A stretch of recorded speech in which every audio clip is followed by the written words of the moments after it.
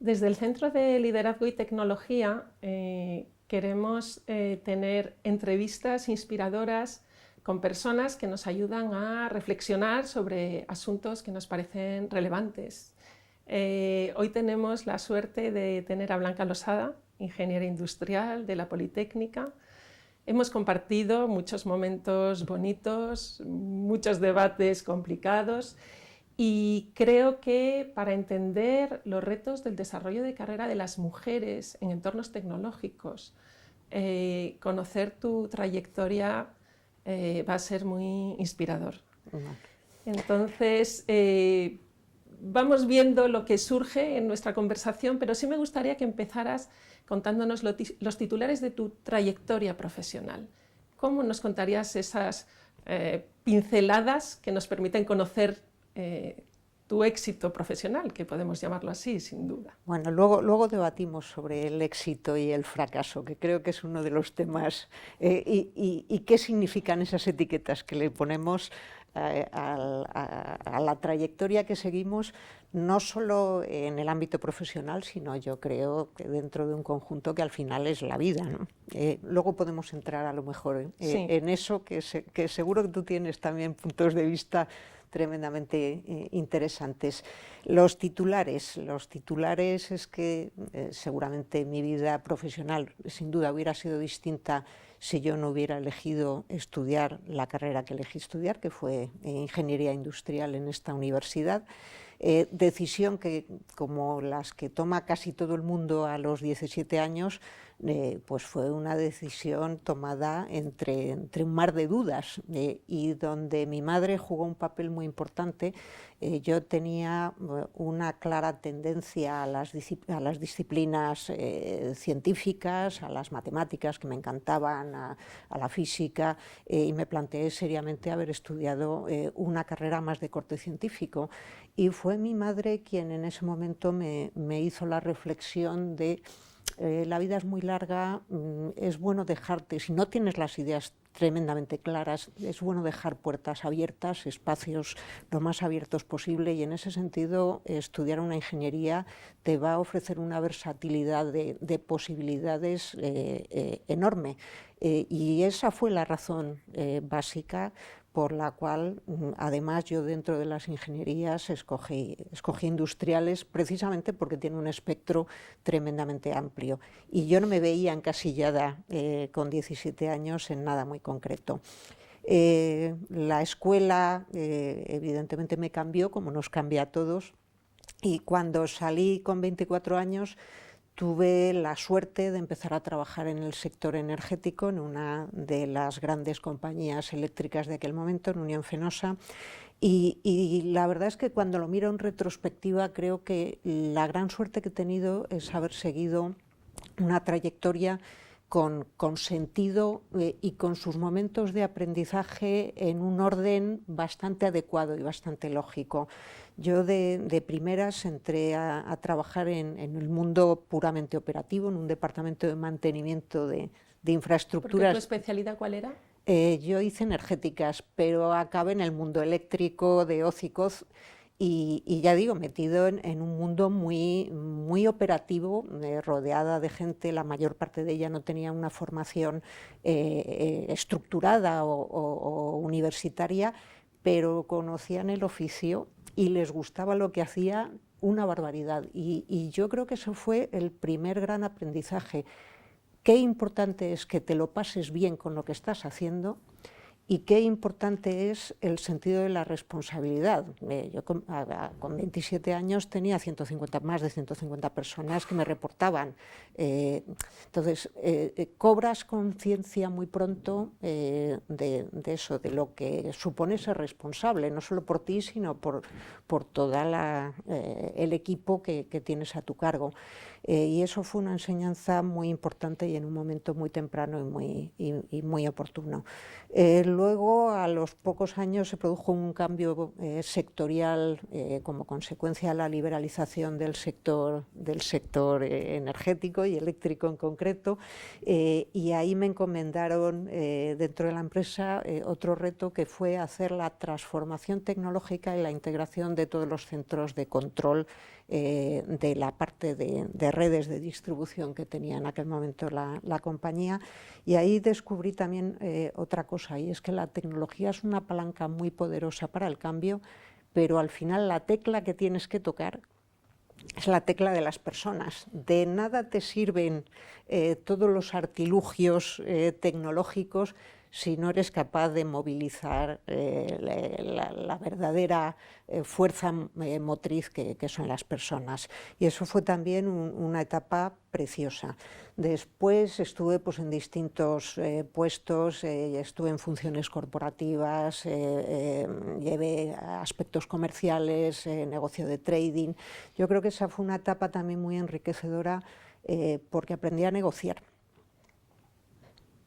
que es una cosa que de primeras asusta, porque puedes pensar que la negociación es a ver cómo yo te hago el truco para llevarme el gato al agua y que tú pierdas y no, la gracia está precisamente en echarle mucha imaginación para encontrar espacios, que casi siempre los hay, donde los dos ganemos. Pero indudablemente es difícil. Todos sabemos que las negociaciones realmente potentes asustan y hay que prepararlas mucho y pensarlas mucho para que parezcan espontáneas, pero por eso digo que esa fue una etapa también, y además posiblemente a mí me llegó ya en un momento de madurez más oportuno. A lo mejor si el orden de las cosas hubiera sido a la inversa, pues a lo mejor no hubiera resultado tan enriquecedor como resultó.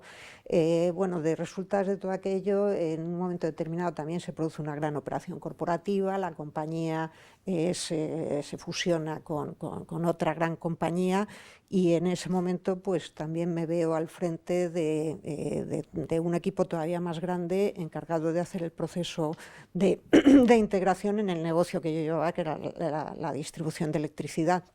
Y la verdad es que fue una época muy complicada porque, claro, está sometido a mucha tensión, a mucha presión de resultados, y para mí fue un descubrimiento el ver lo potente que es encontrar un sentido del propósito colectivo, que al final es lo que te permite de alguna manera alinear a la gente y que todos nos comprometamos y que todos estemos dispuestos a sacrificar cosas y a hacer un sobreesfuerzo. Entonces eso para mí es una enseñanza también grabada en... ¿En qué año era más o menos? Pues eso, el 2009, 2010. Claro, es que eras un poco como adelantada a los tiempos, ¿no? Cuando dices me impactó la parte personas, en aquel entonces todavía no estaba tan de moda, tan de moda. Estás hablando del propósito, que ahora está súper de moda, pero en aquel entonces todavía no estaba, o sea, ha sido como anticipándote a las tendencias. Bueno, y a lo mejor ahora estoy usando nombres que sí que se usan, pero lo que yo vivía o sentía en aquel momento era pues, lo que sentía, no lo del propósito se lo he puesto ahora, cuando lo he visto mirando hacia atrás, como ahí está el artículo, esta intervención en Harvard tan famosa de Steve Jobs, del fundador de Apple, cuando dice eso de esto va de conectar los puntos, pero solo puedes conectar los puntos cuando miras hacia atrás, no lo ves cuando estás mirando hacia adelante. Por eso digo que muchas veces las cosas cobran sentido cuando se lo buscas después. Y para mí esa enseñanza fue clave en ese momento. Después fui también responsable con posterioridad de la función de innovación a nivel de toda la corporación y de ingeniería, de la filial de ingeniería, y ahí se me cerró otra pieza más del puzzle, que fue el entender cómo de esa manera puedes canalizar también en torno a una visión común, cómo puedes ir canalizando las cosas que suceden, las dinámicas emergentes, que también es algo, y que tú y yo hemos hablado de eso bastante. Claro, para poder canalizar todo eso, no lo puedes gobernar, ni lo puedes controlar, pero sí lo puedes ir armonizando y lo puedes ir canalizando. canalizando. Lo primero verlo, que lo veías, claro. Lo ves o lo sientes mientras, ¿sabes? Vas viendo cosas que cobran sentido y vas viendo espacios de oportunidad precisamente de naturaleza emergente. Y esa fue también quizá la enseñanza de esos 4 o 5 años también que estuve dedicada a esos temas, bueno, no tanto, 3 o 4. Y en estos momentos, bueno, pues estoy en una nueva compañía que se llama Fortia Energías, una compañía bastante singular dentro del sector energético porque bueno, pues está creada por y para los clientes, en el sentido de que es una compañía muy orientada al suministro y al servicio energético para la gran industria y que tiene como accionistas también a grandes empresas industriales. Y es un proyecto en ese sentido pues de una naturaleza bastante singular, innovadora y colaborativa. No hay muchos ejemplos empresariales de este tipo, incluso si los buscas por ahí por el mundo. Y de alguna manera pues también pienso que es algo que cierra determinados círculos en la medida en que yo, ingeniero industrial, que nunca trabajé más que en la industria energética como tal, pues ahora tengo también ahí un vínculo de relación con un ámbito que a lo mejor pensé hace 20 y tantos o 30 años que no iba a llegar a tocar tan de cerca, con lo cual es algo también muy interesante, me lo estoy pasando muy bien.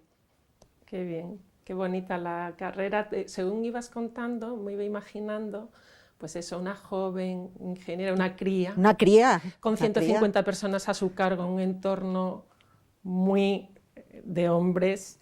Y me gustaría que hiciéramos una reflexión paralela sobre eso que llamamos el techo de cristal. O sea, yo creo que has estado en un sector sustancialmente industrial, sustancialmente masculino, con éxitos profesionales que te ponían en posiciones de responsabilidad, y seguramente has reflexionado mucho sobre las diferencias, ¿no?, de recorrer ese camino siendo una mujer, y habrás vivido pues esos techos de cristal o no, o habrás sentido que te ha acompañado la suerte o que has sabido manejarlo.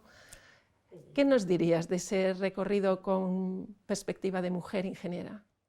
Lo primero, evidentemente lo he pensado mucho y muchas veces. De hecho, a poco de entrar a trabajar, cuando pues eso, en un departamento de mantenimiento, el primer día de trabajo, un colega que luego no se pudo portar mejor conmigo y no pudo ser mejor maestro, lo primero que me dijo es: ¿qué haces tú aquí? Dice, ¿qué pinta una mujer en un sitio como este? Eso el primer día, con lo cual, ¡qué susto! 24 años, aterrizas allí, te dicen eso y dices, voy a ver cómo salgo de aquí sin hacer mucho ruido. No, luego la realidad fue absolutamente otra, sí. Absolutamente otra, pero sí, efectivamente no es lo mismo, no era, desde luego no era lo mismo, pero quizá la primera reflexión es exactamente qué es eso del techo de cristal, de qué está hecho, en tu opinión. Ahora te lo pregunto a ti, que tú también tienes una trayectoria. Pues el techo de cristal, yo creo que es invisible. Está hecho de... Ahora es invisible. En otros momentos de la historia era muy visible, era hormigón armado. Pero ahora tenemos la suerte de tener igualdad de oportunidades nominales y realmente la mayoría de los profesionales en el mundo en el que nos movemos está 100% convencido de que tenemos igualdad de oportunidades. Pero hay como una forma de hacer dominante que no es la nuestra, y entonces es como si siempre fueras la distinta, ¿no? Y entonces por ahí he vivido yo el techo de cristal, y que al final lo que te queda claro son las cifras. Y ante las cifras, o sea, la proporción de mujeres en ingeniería, pues no hemos conseguido que pase el 28%. Dentro de las empresas tecnológicas, pues claro, pues ya empezamos mal en la base. Las mujeres en posiciones de responsabilidad pues están en porcentajes muy lejos de los deseados. Entonces, los datos nos dibujan muy claro el techo de cristal, y la experiencia es más de moverte entre valores que no son los tuyos, que tienes que ir haciéndote hueco, que no sé, ¿cómo lo has vivido? Jugar fuera de casa. Justo, justo. Pero pensando también un poco más o intentando tangibilizar, porque estoy de acuerdo contigo que está hecho de intangibles, pero porque sea intangible no es menos real, pero intentando racionalizarlo, yo creo que efectivamente la igualdad de jure existe en un país como este, yo creo que es evidente. Otra cosa es la igualdad de facto, y creo que lo que hay que pensar o reflexionar es acerca de dónde están las barreras. Y creo que para entender eso hay que mirar a la naturaleza humana. Yo creo que las personas somos distintas, pero somos distintas uno a uno. Gracias a Dios, gracias a Dios. Como dicen los franceses, viva la diferencia. Pero claro, la mente humana, esa diversidad tan amplia no la procesa bien. La mente y el ser humano. Entonces tenemos tendencia a clasificar las cosas, a ponerlas en cajones y a colocarles etiquetas, por pura simplificación y economía de la mente y del funcionamiento. Entonces, claro, hay una clasificación muy evidente y muy elemental, que es hombres y mujeres, y que además tiene una base de realidad obvia, de diferencia. Claro, el tema es que cuando tú clasificas y etiquetas, sobre eso te pueden crecer todo tipo de hierbas, unas buenas, sanísimas, alimenticias, y otras no tan buenas, pero te crecen.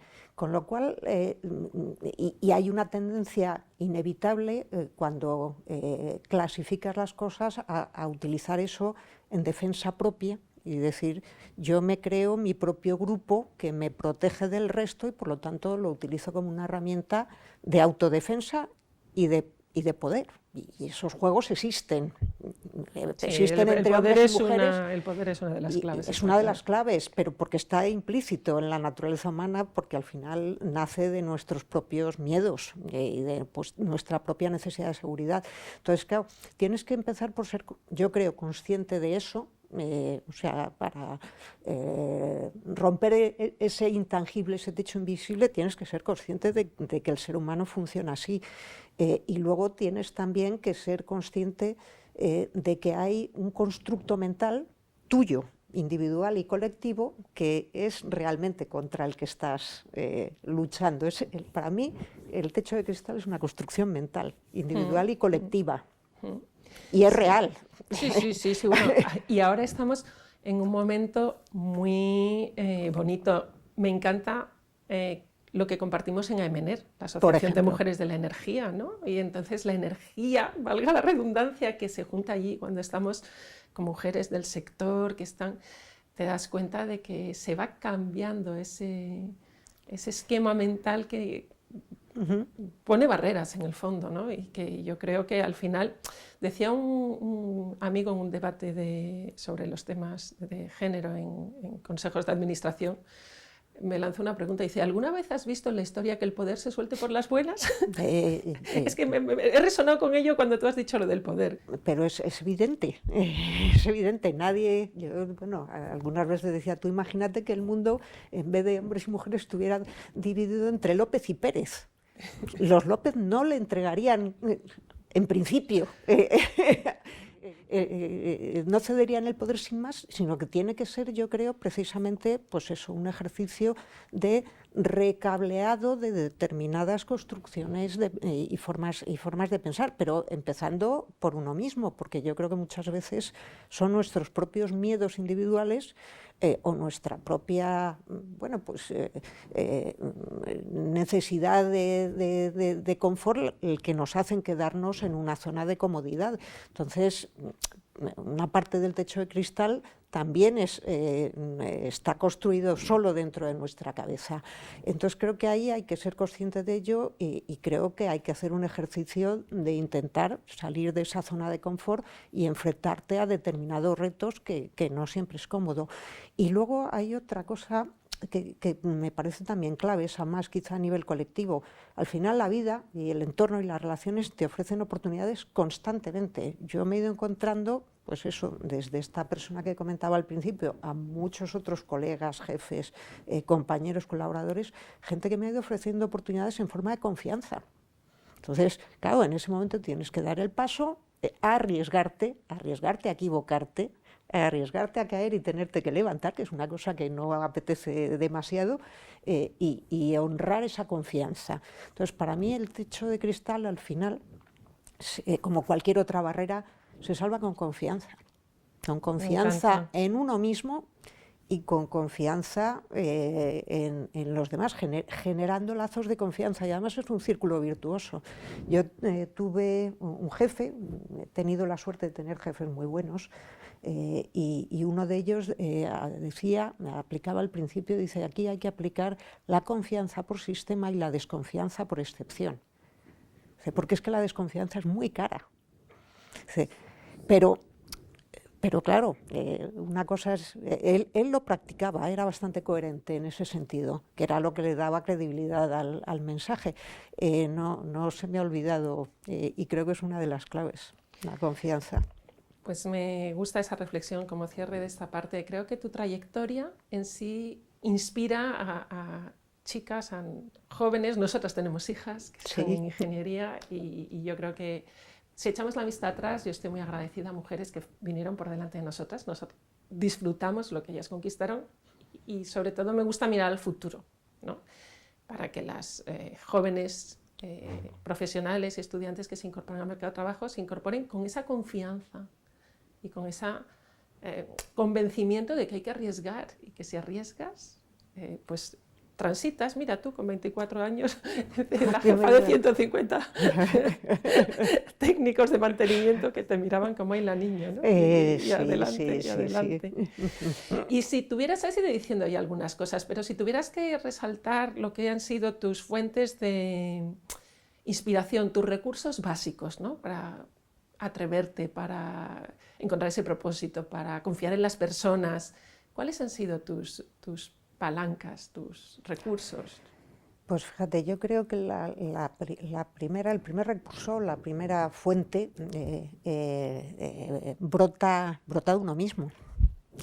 Brota de uno mismo. Yo creo que es muy importante llegar a descubrir qué es verdaderamente lo que te mueve en la vida, y lo que te moviliza, y ahí las personas volvemos a ser distintas, y además también somos distintas a lo largo del tiempo, pero sin duda tenemos una caracteriológica básica que viene bastante de las primeras etapas, o incluso es genética.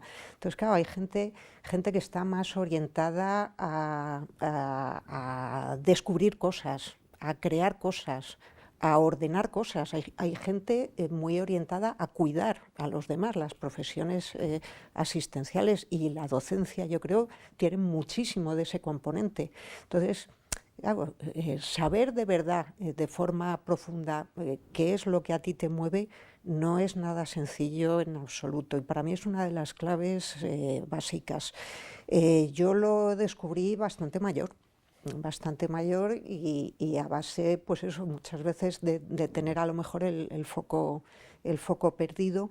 Creo que puede ser un proceso simplemente donde tú te vas pues enfrentando a las circunstancias, viviendo experiencias más o menos difíciles, y descubriendo eso, o puede ser un camino que de alguna manera se guíe y se facilite.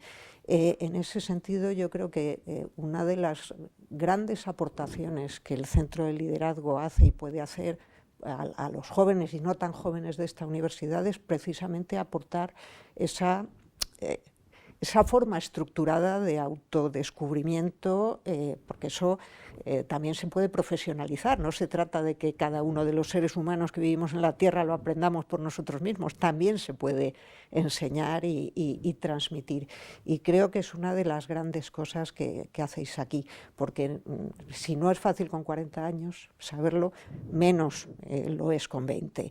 Y creo que ayuda muchísimo, porque eso es realmente lo que hace que la energía te brote de dentro. Y a partir de ahí luego ya vienen más cosas. Yo creo que la siguiente fuente, evidentemente, al final tiene nombre y apellidos. Todos tenemos referentes, personas que nos han apoyado, personas significativas que nos han dado pues, saltos en el desarrollo profesional y en el desarrollo personal. En mi caso, mis padres, evidentemente, los primeros, y supongo que será algo muy general. Bueno, pues yo soy quien soy porque soy hija de quien soy, y si no sería otra persona. Parece una perogrullada, pero es así. Entonces, mis padres, sin duda, una fuente clara de inspiración, y que además me llevaron hacia este mundo profesional. Ya hablaba de mi madre. Mi madre es licenciada en Ciencias Físicas, o sea, de alguna manera me estaba dirigiendo hacia un campo que no era exactamente el suyo. Y mi padre, que era también ingeniero por esta universidad. Entonces, bueno, el ejemplo, eso de alguna manera siempre te supone una referencia. Maestros. La palabra maestro es una palabra preciosa. Es más que profesor. Pues seguro que tienes gente que te viene a la mente cuando pones la palabra maestro. Algunos, en mi caso, también profesores de esta universidad. Creo que en ese sentido el trabajo que hacéis desde la docencia también tiene muchísimo más valor que el que pueda deducirse simplemente de una transferencia de conocimiento. Al final es desarrollar personas. Jefes, un buen jefe, pues como decía, al final es alguien que de alguna manera te está marcando una dirección, te está delimitando unas reglas de juego y un terreno de juego, y ahí te deja moverte, te deja tu espacio, y te apoya cuando ve que te estás desviando. En el fondo también vuelve a ser un poco lo mismo, ¿eh? Son las mismas claves que tiene un buen maestro. Bueno, pues jefes también hay buenos, hay pocos, pero a ver, los haylos, y en cualquier caso siempre se puede, bueno, pues extraer entre virtudes y defectos, siempre se pueden extraer este tipo de cosas. Yo creo que todas las personas tenemos algo positivo que ofrecer. Más fuentes de inspiración.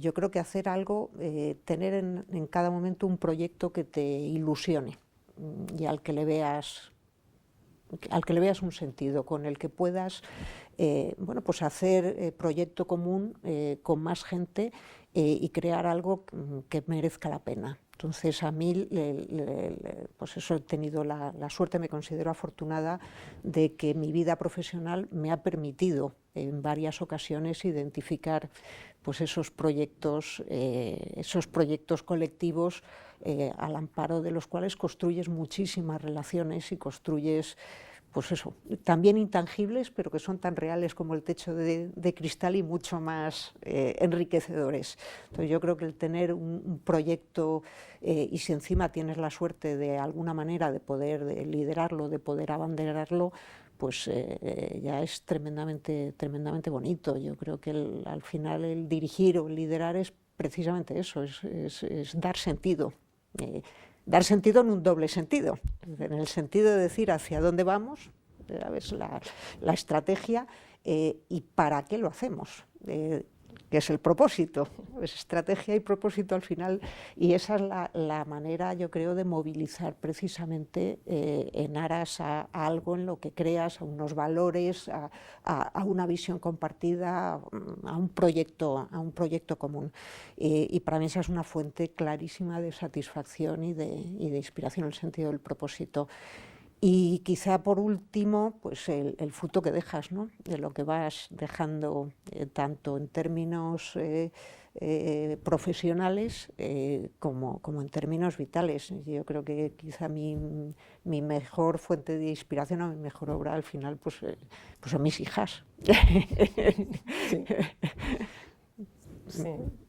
Porque de alguna manera sintetiza pues eso, todo lo que al final vas aportando, lo que vas construyendo, y ese afán de dejar algo que tenemos todos, ¿no? Se decía, no sé si sigue diciendo, antiguamente, que en la vida pues tenías que plantar un árbol, escribir un libro y tener un hijo, ¿no? Bueno, vienen a ser tres formas parecidas de expresar lo mismo.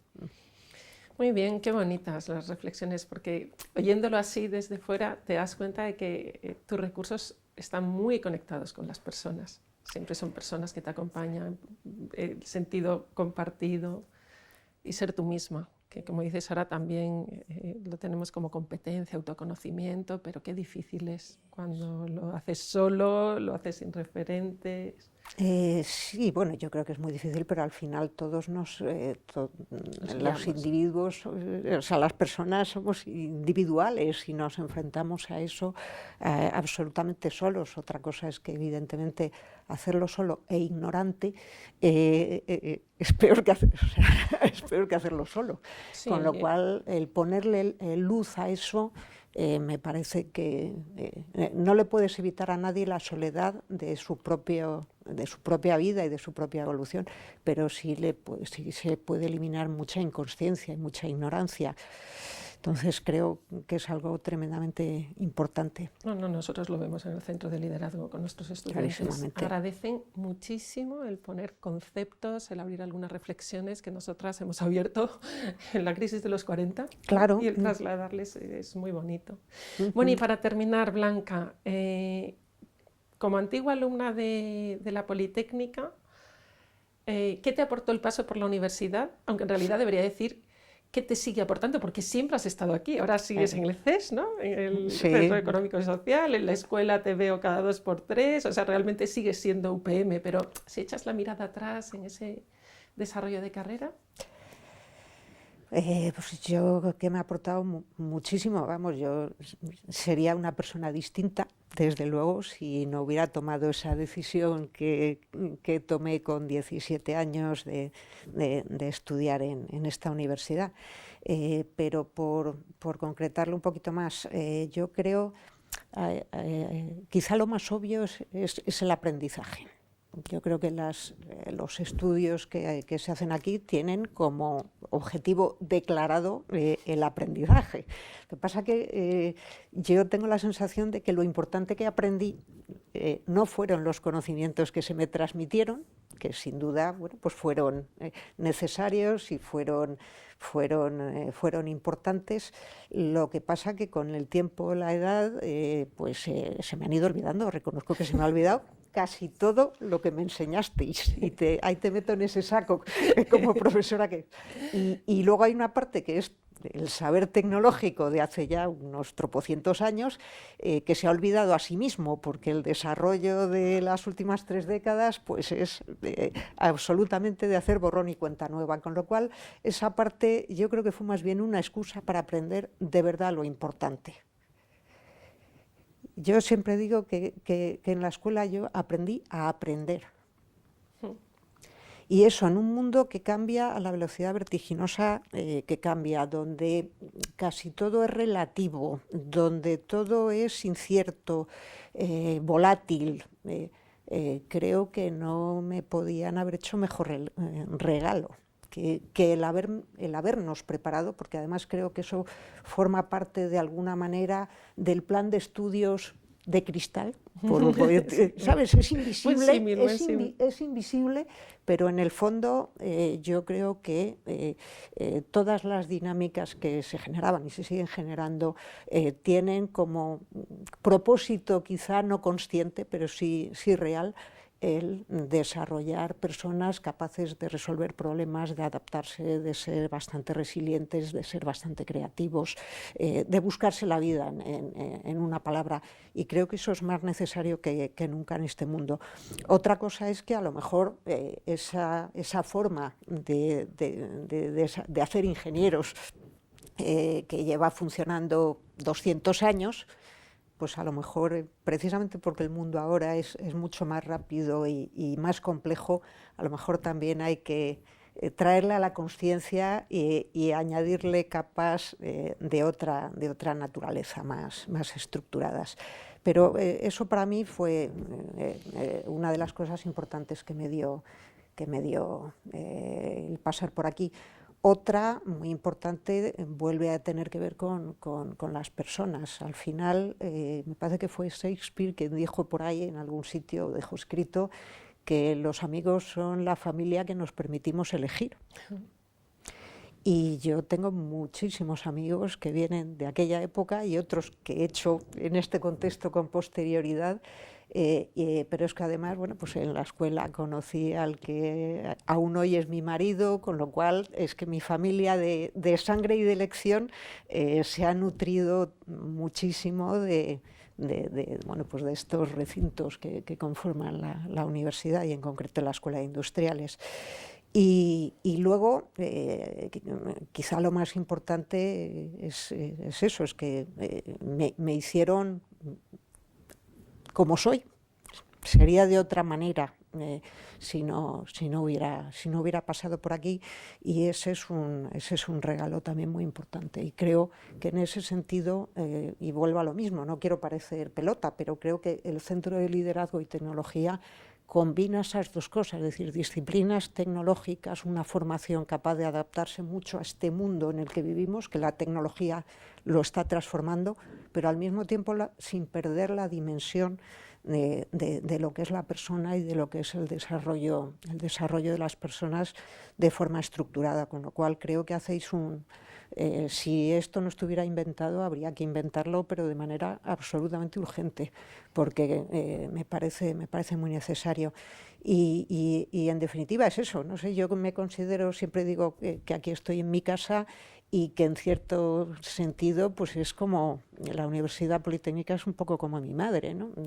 Ahí una vez buscando, brujuleando en internet, me dio por curiosear la expresión alma mater, que sabes, ¿lo has mirado alguna vez? No. ¿Sabes lo que significa alma mater? No. Especula. ¿Tu origen? ¿De dónde procedes? Sí. Alma mater se traduce muchas veces como alma madre, pero ya te digo, yo latín, fíjate, si olvidé la termodinámica como para no haber olvidado el poco latín que supe, pero no significa, el mater sí viene de madre, pero alma tiene el mismo origen que alimento, es algo así como la madre que te nutre. En latín, y era un término, el eslogan que tenía la Universidad de Bolonia allá por el siglo XI o siglo XII. Entonces ha quedado como término asociado a la universidad, y me parece que es muy propio, porque claro, sobre todo en la edad en la que estás estudiando, te nutre muchísimo y te construye, y es un poco madre de lo que te acabas convirtiendo. Por cierto, matrícula tiene también el mismo origen etimológico. Sí. Matrícula viene de mater, matris. Fíjate, qué bonito. Fíjate qué cosas. O sea que yo por eso digo que yo a la universidad, a la Politécnica, un agradecimiento inmenso. Pues muchas gracias. Esto de aquí aprendí a aprender, me parece que es un mensaje muy potente, muy necesario. Efectivamente hacemos el esfuerzo de ir explicitando cosas como personas, como sostenibilidad, es otra de las banderas ahora mismo. El propósito, ¿para qué lo haces? Y con estos diálogos, pues lo que queremos es inspirar a nuestros estudiantes y a nuestros egresados, pues para ver cómo desde la ingeniería, uniendo los puntos, podemos contar historias inspiradoras. Así que muchas gracias, Blanca. No, gracias a vosotros. Yo creo que la ingeniería cambia el mundo, y en nuestras manos de todos está el que lo cambia mejor o no a tan mejor, con lo cual me parece muy bonito ser, pues eso, ser ingeniero y haber tenido la oportunidad de desarrollar una carrera que nace aquí, entre estas paredes de esta universidad. Pues muchas gracias. A vosotros, de verdad.